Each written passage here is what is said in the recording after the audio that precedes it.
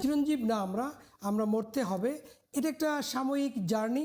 সেই জার্নিতে আল্লাহ আমাকে যে নিয়ামতটা দিয়েছেন, এই নিয়ামতের আমরা যেন যথাযথ ব্যবহার করতে পারি, সেটা আমি চাই। এবং আমি মনে করি যে আমি ডাক্তার হয়েছি, একটা রুগী আমার কাছে আসবে, সে টাকার অভাবে চিকিৎসা করতে পারবে না, সেটা যেন না হয়।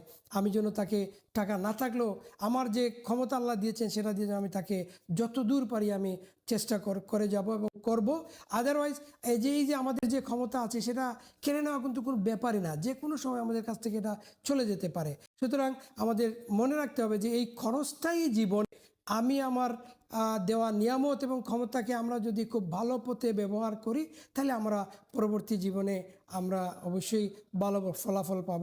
মানে আমরা আল্লাহর কাছে তার নিয়ামতের হকটা যেন আদায় করতে পারি। আমি দর্শকদের কাছে অনুরোধ করব, আপনারা আমার জন্য দোয়া করবেন। এবং আমার একটা ভবিষ্যৎ পরিকল্পনা আছে, আমি একটা চ্যারিটেবল ক্যান্সার হসপিটাল স্থাপনা করার আমার একটা ইচ্ছা আছে। ওখানে আমি বিনা পারিশ্রমিকে আমি বাকিটা জীবন কাজ করে যাব, সেই প্রত্যয় আমার আছে।